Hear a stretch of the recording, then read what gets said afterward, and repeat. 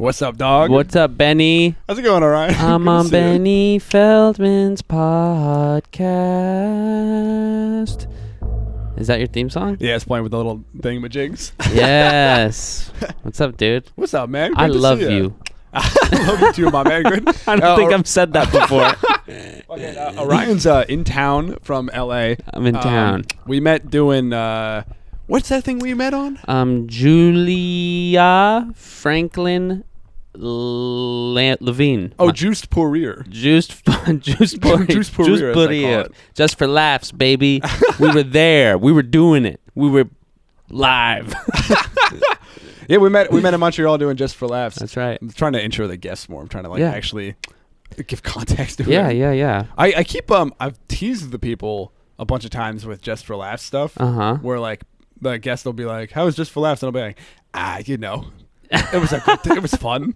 But like I haven't truly talked about it. I don't know what to say when people ask me that. I just go, "It was the best thing ever," because it's kind of true. It was. It was so fun. It was so fun. They had like dedicated parties that were like, come to this party. Yeah. Well, we were just up all night too, and then you'd wake up and immediately it'd be like 1 p.m. and it's like, oh, I gotta go to this fucking thing, and then so it was just nonstop. Like 1 a.m. in the morning. Yeah. Fucking, I don't know. Yeah, it was wild. Did you say 1 p.m. or 1 a.m.? Well, I just remember waking up at 1 p.m. and then being like, oh, there's a thing that I said I would go to. Yes. And then showing up and just being so hungover, just like everyone's there like drinking champagne, and I'm just like, fuck, I'm so beat. It's like you show, and it's like really like well put together stuff too. It's like absolutely. I remember going to like somebody was like, oh, come to this like lunch. Yeah. And in my head, I'm imagining like, you don't even go to like a hotel lunch. Yeah. Or breakfast or whatever. Yeah. And it's like you make a waffle. Yeah. I showed up and it's like they've got like a guy making like homemade bubble tea. Yeah. Remember that one? I do. Yeah. That's Everyone hated that bubble tea. Oh, I like the bubble tea. You had to be there for that bubble tea. But like I said, like I'm like, oh sure, like it'll be like some sausages and pancakes, but it's like no, it's like literally champagne and homemade fancy tapioca or something. Fancy, some dude. guy. Totally. But yeah, dude, it was a blast. I don't know about champagne. It's coffee at that one. Yeah. Either way, I wasn't drinking. Are you a day drinker? I wasn't drinking the whole time. Are you a drinker even? Sometimes. Do you drink much? You were hungover? I have been drinking here more, but I'm like on vacation mode right now, so I've been drinking every night. Oh sure. And I'm here with my girlfriend, and she likes to drink too. So where's she at right now? She's walking around. I don't know. We walked to like 10 minutes together, and she went her own way. I think she's going to her friend's house somewhere around here, probably doing some work. Sweet. She didn't come to. We actually weren't together then. Oh, we knew each other, but I was a single man, and then we started dating like a few months ago. You put Just for Laughs in your Tinder when bio. she saw that credit. She saw that credit. Yeah. That's so funny in the Tinder bio.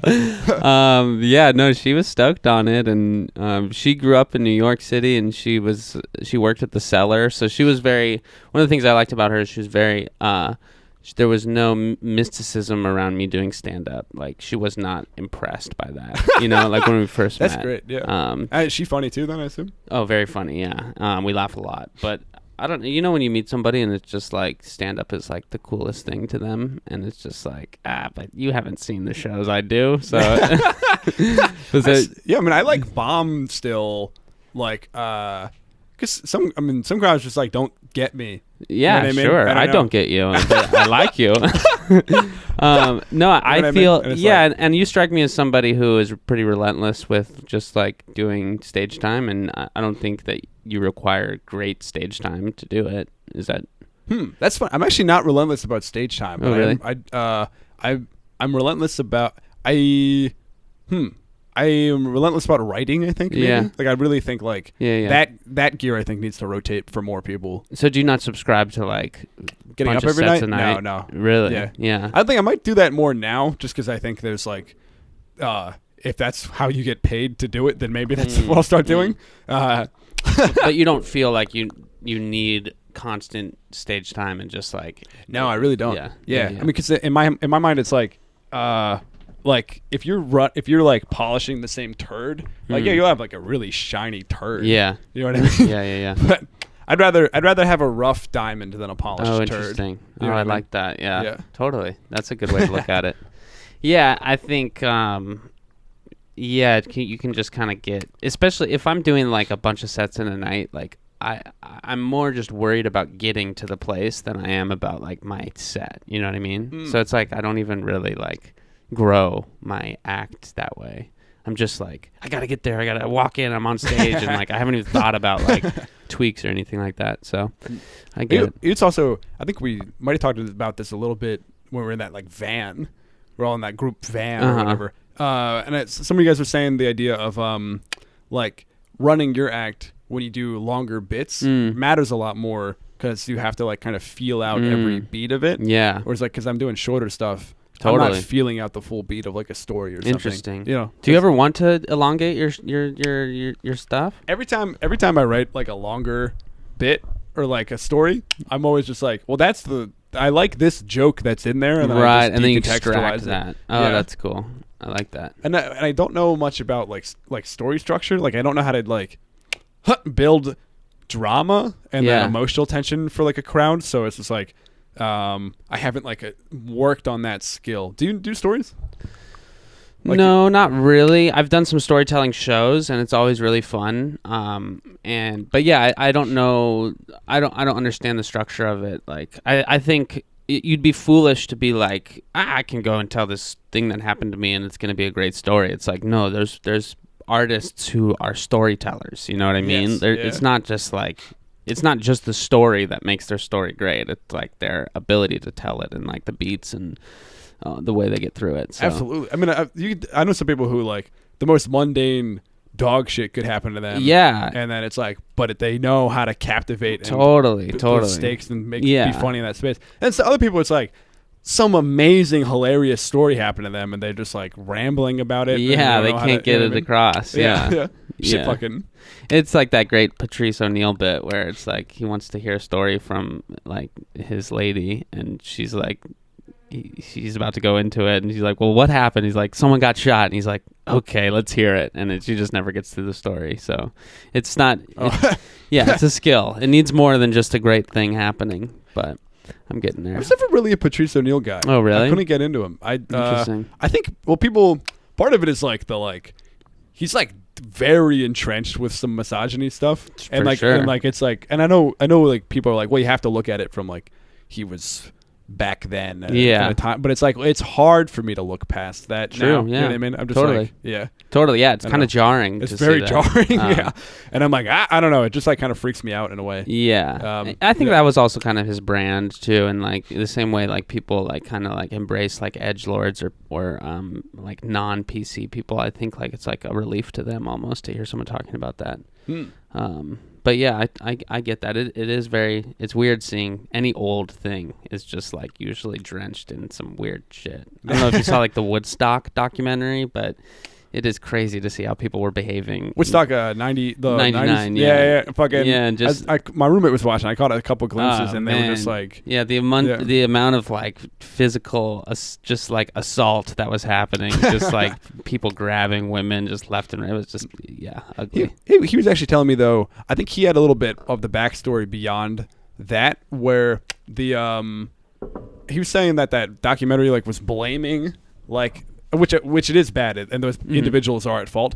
But I guess he was saying that that the people making it, like the bands and stuff, were trying to like, I don't know. He was saying like some people in charge are trying to absolve themselves through the documentary by blaming just the people and the times. People and the time. Yeah. I'll buy like that. More of their fault. Yeah, I don't know. Mr. Woodstock, you're not off the hook. I don't even know his name. He had a name. Woodstock like a town. Like what does the name mean? You know what I mean? Really know. It's not like, I don't think it's like Coachella where it happens at Coachella in the town. Coachella's the name of the town? Yeah. That's like the town in SoCal. That's such a funny let's come up with like is Lollapalooza the name of the town? No, it's not. And that happens all over the world too. There's like multiple. Are you a music festival guy? No, I've never been. Really? Yeah, I think I would hate it. Really? Yeah. I love music, but I think I don't know. I'm not a concert guy. Are you a concert guy? Interesting. Are you a music festival guy? I feel like I would be if I didn't do comedy, but because like I just don't go to a lot of concerts because I would rather go to a show. You know what I mean? I'd rather hang out in the back of a show than go see a concert, which I don't even think is true. I think I would rather go to a concert. I think I'd have more fun and get more out of it. I'm just like addicted to the cycle of just like nighttime go to comedy. You know what I mean? Like I know what you mean. Yeah. And the green room hang, etc. Yeah, totally. I think with concerts, it's like if I could like always pause and skip and pick the song and be able to sit. Yeah. Like, you know what I mean? If I could sit when I wanted to and dance when I wanted to, I think I would like them a lot more. You know what I mean? How do you handle crowds though? I'm fine with crowds. Yeah. I think it's just the like, I just don't enjoy standing and listening to a song I don't want to hear. Oh, interesting. You know what I mean? Yeah. I'm like, okay, this is just something that has to happen to me now. Yeah. Cool. Totally. You know what I mean? Yeah, sure. That's a pretty funny way to look at it. Yeah, I don't know if I agree with that, but sure. That's the Benny method. The opposite thing where if it's a song you really like, I actually do find it really like, whoa. You know what I mean? Totally. And you're part, I think, yeah. The best thing about a concert is you're like part of like the organism of the crowd. True. And it's like a breathing, pulsating thing. Do you feel that it's best? Do you feel like that's higher than it is with comedy? Like for you can't get there with comedy really. No. Actually, in a packed club and if someone's crushing, I think everyone's on the same wavelength and we're all like one beast. Yes. But usually that's rare to get there. You know what I mean? Yeah. Usually it's like, I mean, especially if you're performing for like 8 people, you're not going to get everyone on the same page. And like, you'll be lucky if like 2 people laugh at a time. Yeah. You know what I mean? I think that's true for any show. Like, I think like in terms of like, let's say you have 100 people. Yeah. I feel like it's not like 100. If you're crushing, I don't think it's like 100 people laughing. Right. It's like 25%. I think it's still 25%, yeah. But 25% makes it sound like a lot. Yeah. You know so what I mean? Like, yeah. I think that's, the difference between like a great comic or like a good comic and great comic is probably like a 5 or 10% people laughing at the same time difference. Science. Yeah. Get into it. All right. I want to try a bug. Oh, you want to try a bug? I'm going to try a bug. Let's try a bug. It's the bug cast. There you go. What kind of bugs softer are than you're these? expecting. It's a it's a chapulin, the grasshopper that's been like marinated in salt and lemon. Oh, it's good. You got a few. Hell yeah. Yeah, I got a couple. Ooh. You like it? Ooh, I don't know. Salty? Salty for crunchy? sure. It's nice. So how often are you eating this? You know, actually not as much as it like would seem I am. You're kind of like a snack sometimes. You know what I mean? Okay. Do you ever get anchovies? Yeah. How often do you eat those? You know what I mean? Right. So it's kind of like that. you're on the anchovy. I would eat these more. These ones were a little saltier than I wanted. Wow. But crazy. yeah. You're the bug guy. Do you feel? You're gonna have more at any time. How do you feel about being the bug guy? Is this a tired topic? Does everybody come on the podcast and want to talk bugs? I think what the thing. Yes and no. I mean, it's like people want to talk about it. I do like talking about it, but I also do think that being the bug guy has kind of been an exercise in like seeing how do you build a brand. Yeah, you know what I mean. And like if you talk about the same thing, like I remember doing a set one time where I had a bunch of jokes. And I just had like 2 or 3 jokes about giraffes, and people were like, "Oh, you're the giraffe guy." I'm like, I know I did 2 jokes about giraffes, and everything else I did 1 joke about. Yeah. So I just like was like, "Oh, that's an interesting." People just pick whatever like pattern. Totally. You know? Yeah. Yeah, it's funny. It's like people will quote one joke of yours, and for whatever reason, it's the most quotable. Like I used to have. I don't do it as much anymore because I think it's just not working, but I talk about having like Christian hair even though I'm Jewish, and so people always say I'm like Christian hair. And I also got a reputation for being a clean comic, which is just not really that true. I guess my material is clean, but like I think But you have sex behind the scene. After the show you'll have sex with people. My shirt just says fuck on it. But yeah, so it's like that's a good reputation to have, and I would get booked on clean shows, and I'd be like, I have to change my act for this, but I'll do it. Like, so yeah, it's weird how people will get an image of you in their head, and then But bug is not a worse image to have. Oh, it's not bad, but it's just funny where people are like, "Oh, you're like the bug guy." Yeah. And now I'll do a set where there's like no bug jokes, and I'm still the bug guy, and I'm like, oh, there's this weird momentum to it. That's so funny. You know what I mean? Do you feel pressure to write bug jokes? Well, it's I don't feel pressure to write bug. I'm feeling pressure to not write them now. Now I'm like okay, I need to expand. I need to like have people go, "Oh, Benny's getting like." I wrote a bunch of like phrenology jokes or whatever, right? Or like steampunk stuff. Yeah, and it's like they're nobody. Like, whoa, a snake joke. That's funny. But it's like and it's like I don't know. It's interesting. Yeah. Can I ask you about your writing process a little bit? Sure. Like, what's because you also, it seems like you have a lot of short form thoughts because your Twitter is amazing and just I appreciate that. Yeah, and your stand up are you tweeting much? I feel like I'm not seeing you. I don't tweet at all, really. I was gonna say, I should. I was gonna bounce back the compliment, but I can't. No, I mean, I have a few tweets, and I think they're good. Well, I'll say I like your stand up a lot. Thank you, buddy. And I like tweeting during like elections and stuff. My Twitter is kind of political, which is kind of weird, but like, yeah, I think when my big hit tweet was when there was a bunch of like election when Trump was losing the election. I said something about like having like I wanted to fuck Pennsylvania voters on a pile of stolen ballots or something like that. Just like weird. Just like I don't know. I'm just fascinated by that. And I go to Twitter for like political stuff, so I feel like joining the discourse in that way. But anyways, so are you like when you're writing, is it always come in like short form situations, or is it like what you were saying before, like you extract from a longer thing? Yeah, I think it starts as a short form idea where I'll have something like an example of one that I haven't written a joke about, but that I like this initial starting point is like polar bears are one of the few animals that like hunt human beings just because they didn't evolve in like the same space as us. Yeah, I really like that initial setup. I don't love it, but I do like that. Like so. And now you're searching for a punchline.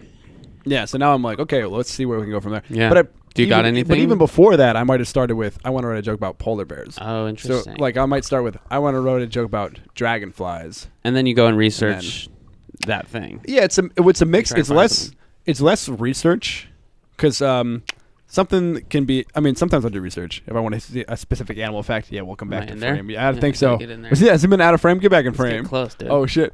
Is that good? Yeah, I like facing you better. I wasn't even paying attention. Is this okay that I'm facing you? Yeah. Okay, cool. Yeah. Well, that's the audience. Profile. That's us. Yeah, I'm not gonna worry about that. Yeah, we'll actually face. Well, in fact, we'll face this way, so they can't even. Yes, let's go back. They just have to. It's as if they're with it. Yeah. Fucking. But sometimes I'll like, so dragonflies, for example. Mm-hmm. What I'll do, I'll sit down and think about what's everything I know, but not just facts. And I'll be like, okay, what's my personal experience with dragonflies? I see. And I'll be like, oh, they move in that weird way. Yeah. You know what I mean? You have a dragonfly joke? I do have a dragonfly joke. Mm-hmm. Which is dragonflies used to be huge 300 million years ago. Yeah. Or honestly, maybe they just seemed bigger because I was younger. Yes, I love that joke. Thanks, man. I think you did that at JFL, no? No, I did that in a recent video. Oh, okay. That one I wrote after JFL. Oh, okay, nice. Yeah, great joke. Great joke. But yeah, thank you. But I got there from like a series of like I had to like a bunch of worse jokes about dragonflies. Like and it's so simple too. It's like I feel like with joke writing, like it's always like you want to go this like complicated route, but like usually the funniest thing is way more simple. You know what I mean? And just right there. Yeah. I saw somebody do a whole joke. I'm not gonna say it, but so they did this whole joke the other night, and they had all this like setup. And I was like, dude, that setup entirely could be cut off. Yeah, like, totally. Almost every beat. Oh man, don't you hate it when people like ask like, have you seen this, or do you guys know about this thing? And it's like, yeah, we do. Yeah. So. Or just like, yeah, I don't know. Or they'll explain it, and you're like, yeah, but we do know. Yeah. We do know. I think I'm guilty of that. At least like the first few go rounds, my setups are always way too long, and then because I think my material is actually pretty short form too. Yours is like on an extreme level of just like individual joke. Yeah, well, yours is short form, but it's connected. Yeah, they connect. Yeah. They each kind of go into each other. But so yeah, I like to start really long and then immediately cut it down to one and slowly like build it back. I find the one funny thing, yes, and then build it back from there. We're thinking about the concept of, I don't know if this is true, but I've been using this metaphor in my head, where it's like when they build a sword or whatever, they like fold the iron, like the hot iron or whatever. Such Benny knowledge. I love it. But it might not be true. I don't know if that's true. But I was thinking about that. I'm gonna say it's true. But the idea of like getting all the impurities out, where you like keep folding the sword or whatever. You don't own a sword, do you? No. I could see that with you. I think that, I could see that. Yeah. This isn't really a sword-owning city, I feel like. No. If I owned a sword, too, I think it would have to be one I, like, forged. Right. I think that's more the brand is that I made it myself. Yeah, totally. Totally. Yeah, you're Would you have a sword? I'm more into knives. I like one of these, like a like a fast folding thing. But no, even then, I only have one knife, and it's dull. And even all my kitchen knives are dull. Everything. Yeah, I'm not a guy who's good with sharp stuff. Do you like guns? How do you feel about? I've shot some guns. I have some Republican cousins, and they've really wanted me to be like go hunting with them, and then we went shooting. I like going to the shooting range. I was dating a Marine for a while, and she took me to the shooting range. That was cool. Because also, have you ever been to a shooting range? Yes. Only once. But like you go there, and especially if you're just there, if you're just some regular guy in there, like they treat you like you're an idiot, you know? Like they stand behind you with like their hand on their gun and like ready to stop you from doing anything that's gonna hurt you or anyone else, you know? Because people are dumb and. I'm sure they could tell that they're like, oh, this is a bug guy, not a gun guy. You know what I mean? Yeah. And so I went with this Marine, and they all knew her, and they just gave us our own section, and I just like it was just like a free for all for us, you know. So that was cool. Obviously, you still had to behave, and she was like keeping me in check or whatever. But yeah, gun ranges are fun. I mean, it is fun. I get it. The thing, like, I get why people like them, and they are cool pieces of machinery. And I understand why people like think they're like sacred and want to protect them, and it's such like a big part of like our history and shit. But as fun as they are, I would rather no one gets to shoot them. Yeah, you know what I mean? I'd be for sure. I'd be down if no one had guns. That seems like a better. That's a place I'd rather live than America. Yeah, definitely. Yeah, I do have mixed feelings about it because I do think that I mean, gun violence obviously. Horrible. But I do think that to some degree I'm like kind of from like a leftist angle of like, well, it was like also like pivotal for like I don't know, like the Black Panther movement. Yeah. Like, and I'm like, oh, maybe it is important for certain like minority groups to have certain like, you know what I mean? It's like I don't so it's it's a topic that I don't know enough about. Yeah, it's hard. Yeah, it's hard to speak on it. Hard to speak on it. Yeah, a lot of moving parts to it, much like a Smith Wesson. Yeah, exactly. Exactly. But I grew up in a place with too many guns, and there was a kid in my school who would have a gun in his backpack, and he showed it to me, and just like can't do that. Yeah, I have another friend who was killed by a gun, and just like I went to school where there was a mass shooting, so I've been around all these. Yes. You were there? Santa Barbara. That there was the guy, he was like kind of like an incel guy and shot a bunch of people. I think killed like 6 or 7 people. This is high school or college? This is in college. And I'll tell you the story if you want. But it was fine. Like, what? I'm okay. But I was with my girlfriend at the time, and I went to go pick up some sandwiches for us down the street, just like this deli that I would always go to. I'm about halfway there, and I hear fireworks, or what I thought were fireworks.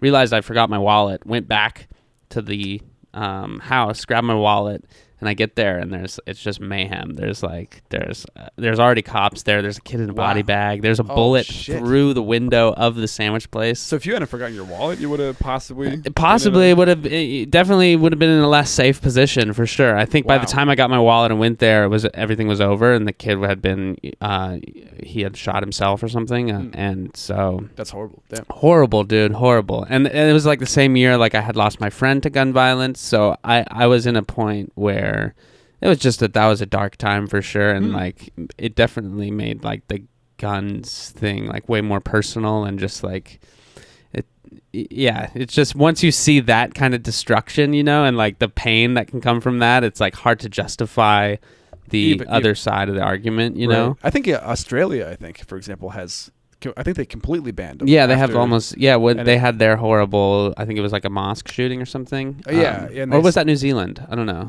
Well, I think both I think New Zealand had a recent one. Yeah. And I think Australia had one like a while ago. Yeah. Might have been a mosque as well, I'm not sure. But they were like, all right, that's it. Like, yeah. You know what I mean? Yeah. And it's like worked. And they don't fine. have that same cultural like obsession with guns, so it's different. And yes. Yeah. Yeah, it's a mess. It's a mess. messy thing about our country for sure. Damn. And people definitely are so dumbfounded by that across the world. It's just like, what the fuck is going on? I think that it's like I don't know, every single issue, every single political issue, you forget that. I mean, I don't know about forgetting, but it is like people are directly affected deeply. Yeah, you know what I mean, like by each and every single thing. You know what I mean? Totally. I think that I mean, you got to think like every like school shooting or like mass shooting has affected people who love guns, and it's like I'm sure hasn't changed their opinion. If anything, it's pushed them further into their own teachers. Like they think the teachers need them or whatever. Yeah, whatever bullshit is like comes out after that stuff. It's crazy, but we'll see. Yeah, I don't think I'll ever own a gun. No, me neither. I think I would be. It would. I could see you with like a musket or something. A sword I forged myself. Yeah, with the sword you forged. It's like people make fun of like when people have like a gun versus like trying to take over the U.S. military now. It's like it's like a drone, and then I'm like standing there with a sword. It's the most hilarious argument to be like, well, we need them to take the government, and you're like, oh, you mean the government with the best army in the entire world? Like, we wouldn't stand a chance. So it's crazy, but. Let's get some guns. Not if I had my sword though. Me and my self-forged sword. That like folds out somehow. Yes. Like it can turn into a whip if I go like. Totally. It would be a sick podcast backdrop to have like guns and swords and hanging. Yeah, that'd be badass, dude. Bugs and guns. Benny Feldman. Bugs and guns. Ooh, that'd be good. Some sort of bug gun. Yeah, bug gun shoots bugs. Yummy. Like a bee gun. Are you thinking like you're yummy in terms of like a marshmallow cannon that you can eat them? I was imagining like live bees that you shoot at somebody. Oh wow, it's like, still weaponized for sure. Yeah, that's better. That's definitely better. Are you allergic to bees? I'm not allergic to anything. I don't think. I was actually just thinking when I ate this bug, I'd be like, this would be a horrible time to find out I'm allergic to bugs. Specifically, if you're allergic to, it should say it. Or it says it on at least one of the. Oh, maybe it's like a shellfish thing. It is shellfish. Oh, really? Yeah, exoskeleton. It's a lot of the same like chitin type stuff. So do you think they're related? I think they are. Yeah, definitely. Huh? Sure, Bugs of the sea. Yes. Yeah. I mean, I think arthropods are like, I think like scorpions and like fucking lobsters and shit are like literally cousins or whatever. Wow. I mean, I think. Yeah, I believe it. Might be making that up. I know I'm sort of an authority on facts about bugs and animals and shit, but don't fully trust me on that one. I'd Google it. I love that. Benny Feldman Bug MD. Yes. You heard of carcinization? No. It's so a lot of convergent evolution where a lot of different animals have developed the crab body type. Oh, but they're not related. Like you'll have like this will look like a crab, this will look like a crab, completely different family trees. But they are.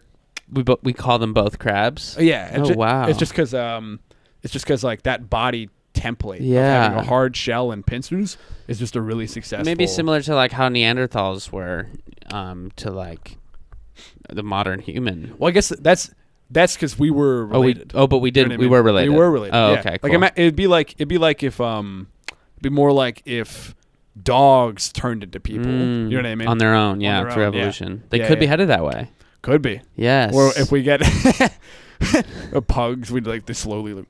It's like Animorph. Man, didn't you love Animorph? I loved Animorphs. Yeah. I never read it, but boy, I looked at those covers a lot. Yeah, no, Animorphs ruled. Yeah. I would read the books. You would read them? Yeah. I would just look at the covers. But they were great. Best cover. Yeah. Judging a book by its cover? Seriously. Top notch. Yeah, I was judging by the cover, and I was like, I love this book. One of the best. That's one of the books that for sure sold so much more because of the cover. Yeah, you know what I mean? and also like I know we all like to be nostalgic of like the Scholastic Book Fair, but like how many of these books would have even been around if it weren't for that? Like the Mary Kate and Ashley books, I remember those, just seeing those a lot, and I don't remember those. Yeah, they were out. And then obviously Goosebumps. Yeah. Lemony Snicket stuff was big for me. I missed that. I wish I had read that. You should have. It's like seems way up my alley. I guess I could always read something. I think it's too late. It's probably too late. Yeah, I played playing like a game. I was playing like Lego Star Wars or whatever, or Lego Harry Potter. And it's just like, oh, this is a game for children. Yeah, for sure. But it's fun. Was it fun? Not once you start like recognizing some of the patterns they're doing. Yeah. It becomes like you're like, oh, this is like because it's for children. Yeah. It's like this puzzle is count to 7. Oh, I see. You know what I mean? Yeah. It's like predictable and boring. Yeah.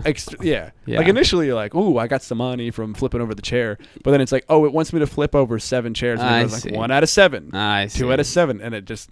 Yeah. So you figured out the math behind it. The math is the whole system. I just could immediately see the matrix of Lego Harry Potter. Yeah. And it's like, this sucks. Yeah, I played during the pandemic. I played a game I played during my childhood called Twinsen's Odyssey, and I've never met anyone who knows this game, but it was like a huge puzzle game that I played. It's like, what do you call it when you're basically you're just roaming around a world? Yeah, open world puzzle game, and it was so fun. And then during the pandemic, I like discovered it on Steam again, and I played the whole thing. Oh hell yeah! Yeah, it was like so fun. I think like that's one thing. Twinsen? Twinsen, like TWINSON, Twinsen's Odyssey. Cool. So he's Twinsen, the main guy, and he's like saving the world from like all these aliens. He uses fireballs as his weapons, and he has a dragon. It's just so fucking fun. That sounds fun, man. Yeah, and the pandemic was great for like kind of like for me, because I'm not a big video game guy, but I like kind of got into video games. For gaming, yeah. Yeah, and it was like I'd like genuinely connected with people playing. A cloud just passed. Yeah, it got suddenly like a lot darker. Yeah. But like Among Us and like all these and like Warzone, I was just playing like that was my socialization, you know. And I for a moment there I was like, oh, I get it, and then I was able to go outside and hang out with people in real life, and I was like, I'd rather do this. But no shade to my video game brethren. When the pandemic was clear that it was gonna be like longer, that's when I like wanted to. So I built the computer over the pandemic. It looks nice. Thanks, man. It's a gaming computer. I'm a big gamer, folks. They already know that. It's very obvious if you look at me. You're one of my gaming brethren. Yeah, for sure. What's your top game right now? Well, I guess just the hark on that briefly is because it was so backed up during the pandemic. All the pieces and whatnot? All the pieces literally didn't show up until like a month before I was vaccinated. Oh, that's so funny. It took them like 6 months, and then they swapped out some stuff, and it was supposed to have a white case, have colorful fans instead it's black with only yellow fans. Anyway, just kind of a couple of annoying pieces didn't fit together. Yeah. And so like instead of getting to having that fun time during the pandemic, I you're just wanting to build that thing, be like other people and just not. What was it like being in this? Were you in this apartment? No, I was in Philly. Oh, you were in Philly. Okay. Yeah. When did you move here? Right after I got vaccinated. Oh, like nice. A week. Yeah. Oh, that's crazy. You're gonna ask something about games. What's your number one game right now? Oh, right now I'm playing Terraria. Yeah. Hell yeah. Replaying. Ever played Terraria? No. 2D Minecraft essentially, okay, but cool. With some other stuff. Nice. It's very linear focused. You ever play Minecraft? Cool. No. Minecraft rules, dude. Yeah. That's the game I have the most time in by like many, many hours. Oh, really? Yeah. Cool. So you're a Minecraft expert. Yes. Yeah, I respect I hesitated to say it, but then I'm like, yes, absolutely, 100%. I like going on Twitch and watching people create weird shit on Minecraft, and it's fun. Yeah. What's your top game? Twinsens, baby. Of all time? Well, let's see. I played Warzone a lot during the pandemic, but then with that game, with Call of Duty, it's like unless you're playing every day, like you're just not going to be good enough to play. You know what I mean? Oh yeah. Those kids have like reflexes that are they're so good. Yeah. So that I kind of lost interest. I think of all game, it's probably Tony Hawk's Underground 2. Oh, nice. That was my jam for sure. Loved that game. And then Sims as well. Love Sims. Yeah, fucking making them fuck. Yeah, you got to make them fuck. Yeah, I was pretty basic Drowning with it for sure. And Grand Theft Auto San Andreas was huge for me. That was my. When I was in college, I got a PlayStation 2, so I could play. You ever play Red Dead? Yeah, I love Red Dead too. Red Dead's great. Yeah, I like all the Rockstar stuff. I like killing people and stuff like that. I think they're coming out with a new. So it's like they've got Grand Theft Auto, they've got Red Dead. I think they're doing another. Oh, universe. Interesting. Oh, cool. Yeah, I'm not entirely sure. That'd be cool. It's exciting. I'm going to blow up their spot if they're not. I'm gonna sneeze again real quick. Sneeze. Let's see. Let's see it. How are you gonna get it out? I don't know. I can feel it in there. Yeah, I can see it in you. Look towards the over there. Look towards the light. Did that help? No. That did help. Why did that help? Because is that something? Oh, when it made it go away. Oh, like a little bit. Yeah. Oh no. Usually, if you look towards the sun, your body wants you to close your eyes, and it knows that sneezing will do that because you can't really keep your eyes open. Huh. But it doesn't seem like it's working for you. That was weird. I don't know. Yeah, get it. So you're a tissue in the pocket guy. Oh, a big wad of tissue. Really? Yeah. Are you not? Do you have more in there? Probably. Let's count. No, I don't think. I mean, I think I have a bunch in my jacket. Okay, nice. I have some in the back. I should be like that. Oh, I like that, dude. How on earth? Where do you keep your tissues? I don't know. I guess I just get them from places that I need them. Well, also this is a runny nose town. Yeah. It's kind of cold. I'm here. from the West Coast, where everything is your body temperature outside. So it's like your body doesn't do this weird shit to like keep everything flowing. Whoa.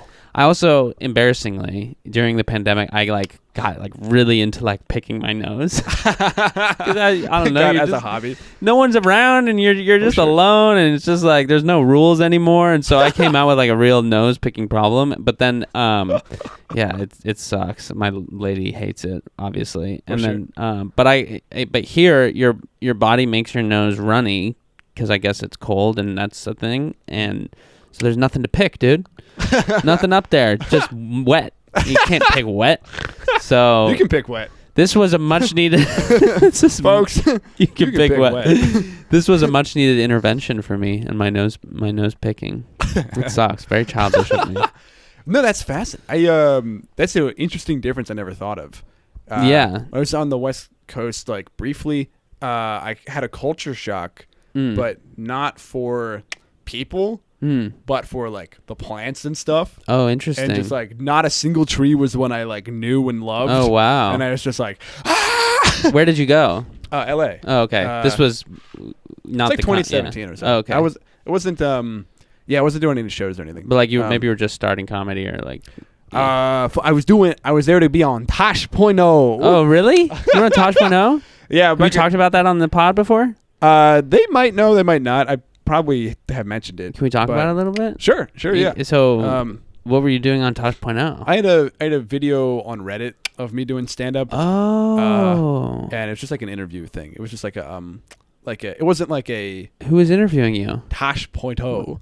Tosh was. And, yeah, Tosh. Yeah, it was Was it serious or were they? It was a bit. He did a bit where it was Mark Maron's podcast type thing. He set it up like it was Mark Maron's garage. Cool. And, he was really nice to me. I had a fun time. It was awesome. That's so cool that happened. I was only 23, so I rewatch it and I cringe a little bit. Oh man. I'm like, what's up? You know what I mean? Oh, I'm like, wow. I don't know. I want to watch it. It was a great opportunity. Is it on YouTube? Yeah, for sure. I'll check it out. It's funny. I don't know. It's Can we watch it now, or that's not? Well, that would interrupt everything.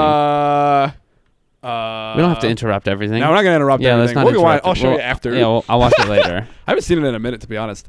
So I was there for comedy. Yeah. And I just that's so spent cool. a few days walking around, but I didn't do any shows because I was new. I was only a year and a half. And was that the same video that because was that the same video that kind of helped you get into JFL originally? No. This is years and years ago. Oh, okay. This is 2017. This is This is like because this is like my first video that did well online. I see. What was your big banger joke?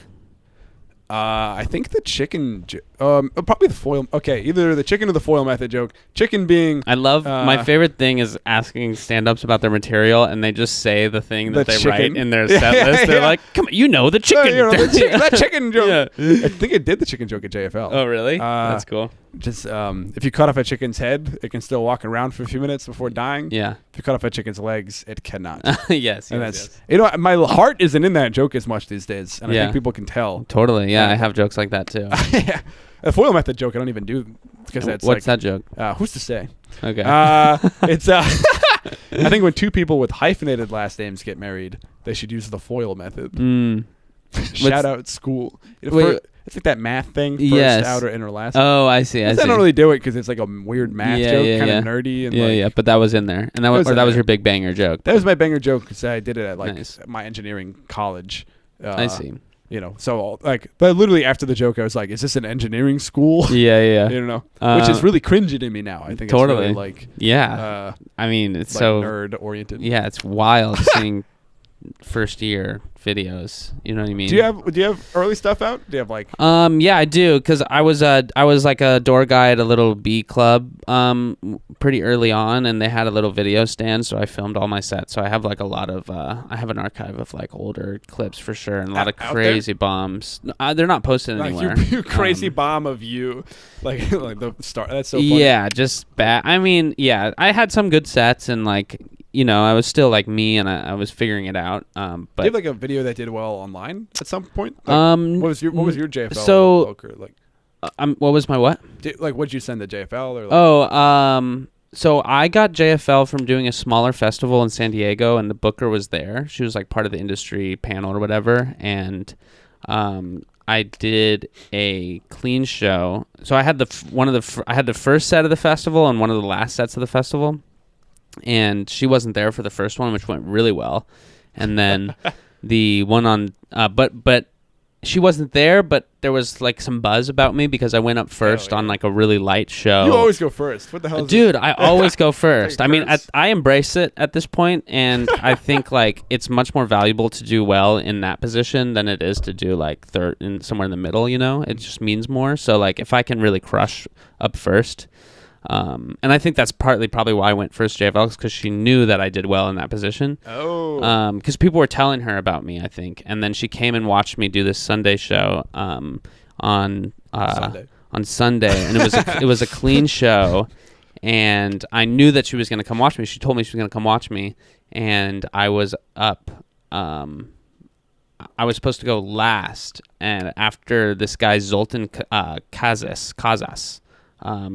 I hope that's how you say it, but he's a very funny dude. He has a Don't Tell set out. And he's just amazing. And I look up to him, and I was like, I felt like I was going to get buried by him. And I was like, I just asked the person, I was like, Allison's going to watch me. Could you put me up before Zoltan so I don't have to like worry about that? So then I go up before Zoltan, but after this woman who I didn't realize brought the entire audience. So she destroyed, and just they were all there to see her. And I go up after her, and it's the check drop. So damn. Yeah, and then I'm about to go up. Allison's not even in the room, and I guess like, well, I'm not gonna showcase then. And then one of the comics there, Corey Michaelis, goes and grabs Allison and brings her into the room, and she sees after my first joke, which like didn't really do well, and their checks were being dropped, and the rest of the set went fine, and I wasn't happy with it, but like I was just sticking to my material and just doing my jokes, and she knows good jokes, and she liked it. And then after the set, she asked me if I was represented, and I said no, and she said keep it that way and send me a tape, and I did, and a few months later I got in. So that's what's up, dude. Yeah, it was cool. It was a cool way for it to happen, for sure. It's funny you saying that, when like even if a crowd isn't responding well, it's like sometimes you ever do a show and you're like even if like kind of feel like you're bombing even. Yeah. And then but it's like, well, I know people know stuff. Yeah. You get off stage and it's like some people are like, dude, that was so funny. Yeah. And you're like, oh, like people even if they're not laughing, totally people can still that it was such a lesson to me in the importance of just like doing the act. Just do your act, and obviously there's some shows where it's like you're not going to be able to just do your act, and like you need the show calls for you to interact with them, and that wasn't the case there. And she also didn't see the rest of the show, so like she didn't know the person before me destroyed, and like all those people were there for her, and she saw the checks dropping. So I think she was able to kind of like put this together in her head and just heard my jokes and picture them on stage at JFL and be like, yeah, that could work. So that's what's up. Yeah, Hell just don't give in to the bomb. Don't let it. Like, don't give in to the bomb. Don't folks. give in to the bomb. That's the moral. Bad move. Every podcast episode needs a moral. Yes, don't give in to the bomb. I mean, because I hate it when people are like talking about. What, you guys don't fucking like me? Yeah, it's like. Yeah, just keep like, doing jokes. No, we don't. Now we don't. Now we don't. Yeah, dude. Exactly. So yeah, and I think I think I pride myself in like not letting that get to me and just doing my shit. Yeah. But I wish we had gone to see Andy Kindler's set because he's one of my favorites. Of like, he's one of the few people who, if he's like bombing, even if he's not bombing, he really fucking judos the crowd about the fact that he's bombing, and he's like actually funny about it. Totally. I think Norm Macdonald would famously, if he bombed, he would shake everyone's hand afterwards and just like stand by the door. He would, he would, and then if he did well, he would leave, right? Yeah, he wouldn't talk to anybody. Yeah, that's so fucking funny. Yeah, what a mastermind.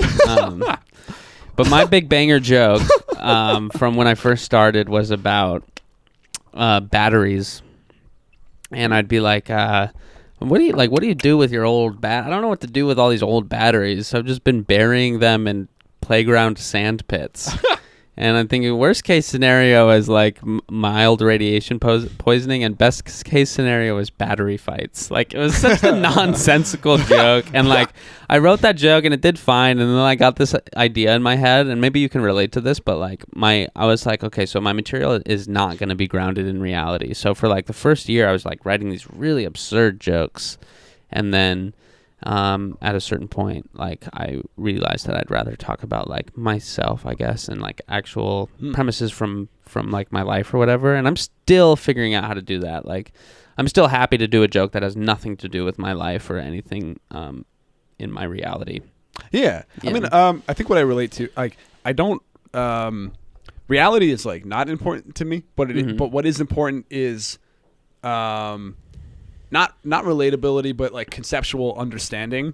And I think it's like if you do a unicorn joke, for example, unicorns aren't real. Yeah. But everybody gets it. Yeah. And that's what matters to me. It's like if I do a joke about Ratatouille or the Jersey Devil or like, you know what I mean? It's like as long as it makes sense and everybody knows the thing, that's what matters. Of course, you know what I mean? Yeah. So it's like, but I like not being in reality. Dude, I have a Ratatouille joke now. Do you really? And yeah, I know you do. I think I've heard yours. I've got like 2 or 3. Yeah, and I did the one at the and I didn't realize how much of a fucking classic that movie is. It's like, a classic, dude. People everybody has seen that movie. Yeah. So, well, I don't know if it's about everybody has seen the movie as much as everybody knows the core premise. Right. You know what I mean? Yes. It's like you don't have to have seen Star Wars to know a lot of Star Wars. Yeah, stuff, yeah. Or Toy Story to know that it's about toys coming to life or whatever. Yeah. Exactly, so, exactly. Yeah, I just added because I have this joke about seeing a job listing for like a private chef for $100,000 a year, and I don't know how to cook, but I still applied, and if I get it, I'll just hire a chef for $50,000 a year, and it'll be like a reverse Ratatouille. So like the chef can cook and the rat is just a rat. So, and that's been fun, and then everybody gets it, and they can. I feel like it's one of those jokes where you know what the punchline is gonna be, but it's just like saying it only reinforces it and makes it like funny. I don't know. And you're the rat in this scenario. I'm the rat, yeah. The talentless rat is what I'll say sometimes. So yeah, still figuring it out. But yeah, that's my Ratatouille joke. And that's kind of a Benny joke too, a little bit. And I guess it's also like not. Yeah, I don't know if that's a Benny joke. I'm trying to define a Benny joke. I think it's like. It's got to be hilarious. It's got to be hilarious. It's just got to be fucking hilarious. It's got to be a banger. No. Banger out the gates. I think specific. I don't know. It's hard to describe. People's style. And they're joyful. Your jokes are joyful. I think. I think I had a teacher one time who like for like a writing class in college, and she was like, I like your sense of whimsy. Oh, cool. And I think that might be a certain that's a great word for it. Bit in sure. there. Whimsy. How would you, if you had to describe? Have you ever had like somebody give you like a feedback that you felt was really accurate? Somebody told me that something a friend of mine, a comic, Josh Waldron, told me. He said you sneak your punchlines in. Like your punchline comes you'll say a sentence and then you'll say a really quick punchline after, and it's almost like unrelated, but just that it's a unique thing. And I thought that was a cool compliment. That's and a cool concept. Yeah. And just like observant of like sniper. Yeah, and kind of sniperish, and it's just like a rhythmic thing too, of just like da da da da da da da, and it's just yeah, exactly, pretty much. And then what else have people said? I guess I don't know. Yeah, people said, like I said earlier, that I'm clean, and it's like things that you don't really notice about yourself, like other people. That's the best, is when other people give you insightful. I mean, a criticism was also nice to get if it's insightful and useful. Yeah. Ooh, what's your number one criticism you get? My number one criticism? Well, if I had one that was consistent, I would change my act. But but you don't get consistent. Well, I feel like the criticism.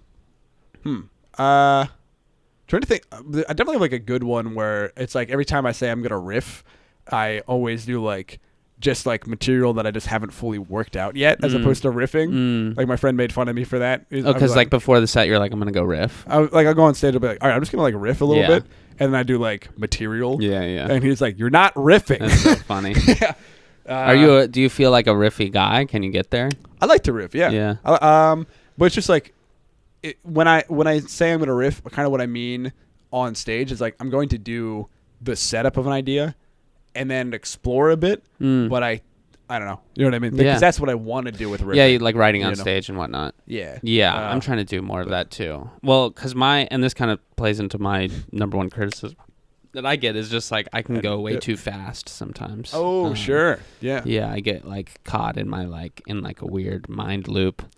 And that's another thing. If I have like a bad crowd, like I'll stick to my material, but I'll be so upset with the fact that I'm not getting like the laugh feedback that I'll just not do any pauses like where there would normally be laughs. So, and that only hurts my set. So yeah, I've noticed that like if I have a joke that they don't laugh like immediately, they just like wait. They just like will laugh. Yeah, totally. And I'm just like, okay. That's an important thing to learn. Yeah, and because it takes time for them to think about it, and also like the silence is kind of funny too, and it's just like it plays into it, and they have to get the joke. Yeah, and there's nothing less confident about somebody who can't sit in that silence. That's not a good look. Like, okay, guess you didn't get that one. Yeah, and then exactly. It's like, then I get it, and I'm like, oh, now I would laugh, but now I'm not going to. You address the fact. Right, you made it. You told me that I didn't get it, or that it's not funny. You know what I mean? Yeah. So, do you have any criticism for my act? You do these weird ticks. No, not at all, dude. I love your act. I mean, it's like it's mind-boggling. We're so different. I don't think anyone's really like you. So Mitch Hedberg, I don't know, whoever else. And also, I felt like, I mean, just our like JFL lineup, everyone was so different, so I didn't feel like competition at all. Like there wasn't like that guy's like me or something, or like I hope I go before this or something. There was a really beautiful camaraderie. Like we would get off stage, we'd go to this back room, and like we were watching everybody on the monitors. We'd all clap for. We're like, oh really? Yeah. That's you remember funny. That? What do you mean? No, because I was in the. You remember that? So I went first, and then I just stuck. I was just behind the curtain the whole show. Oh, I felt kind of weird about doing that, but I was like, I want to soak this in, like I want to just like hear everybody. I want to be in the room, No, I know. But I kind of do wish I went to the green room and had that. That's what we did. Yeah, everybody. When people came back to the green room, everybody was like, I did that. I came back to the green room and everyone was really pumped and stoked that it went well or whatever. So that was a beautiful moment for sure. God, what a crazy green room to be in. We only got like 6 minutes left, and I did say that we'd talk briefly. Oh yeah, let's talk about JFL. Any unique elements of it that you think the people would be surprised to find out about? Man, I think like it was so. I mean, it was just so positive. Like, comedy can be so negative and bitter and weird, and it just felt like you were in the presence of all these like really great comics, and there was none of that like weird bullshit. It was just like we were kind of just. I think everybody was so, especially because we were in the unrepped category, and I felt like that was so cool because we had never. That was by far the biggest thing that had happened to any of us. Maybe with the exception of one or two of us who have done some pretty cool shit, but even then, for sure, yeah. Yeah, but like that was just like unequivocally like the best thing that had happened in our careers. It felt like, and to just like share that with people was so cool. You know what I mean? Like, yeah, well, it's a permanent bond in a way. It's like a cool, we'll always class, be we that class together, and it's like now I'm friends with all these people that like I wouldn't have normally, and just like I think we just feel like bonded in that way across the country, and like and like we're gonna have like really long careers, and I think we'll always like cherish that part of it. Our friends from it are like doing great stuff. Yeah, totally. Everyone is fucking crushing it. It's amazing. We moved around. Our friend Casey's writing for SNL, etc. Yeah, and she lost her wallet too. Karma. No, but yeah, it's so cool, and I think we all can celebrate each other's wins now because we were like almost there with like chapter 1 together, and now it's like we can just like celebrate the dope shit that happens, and like we were there for the start of it. Oh yeah, I would say because it definitely doesn't feel like chapter 1 of doing comedy, but it feels like chapter 1 of act 2. Yeah, totally, like, totally. Yeah, act 1 is like this open, rebirth, like Mike scene. Yeah, it's like you get JFL, and it's like. Act 2 of my career started. Totally. Act 3 is when I am a washed up old hag. Yeah, absolutely. Yeah, absolutely. Yeah, this was definitely like the first part of like the best part. I feel like. Do you have anything you want to plug? I'm gonna wrap up a little early. Follow me on Instagram at Orion.Levine. I'm on TikTok too, and YouTube, everything. Just follow me. I'm there. Yeah. I got all my dates on my website, OrionLevine.com. If you want to see me live, I'm everywhere. Hit him up. Yeah. I got another plug. Our JFL set comes out soon. Oh, watch that. Watch that. I'll post it and shit. Hell yeah. Thanks for coming on, man. Best friends. Good to see you. Hell yeah. Across the coast. Bye. Oh, yeah. See ya.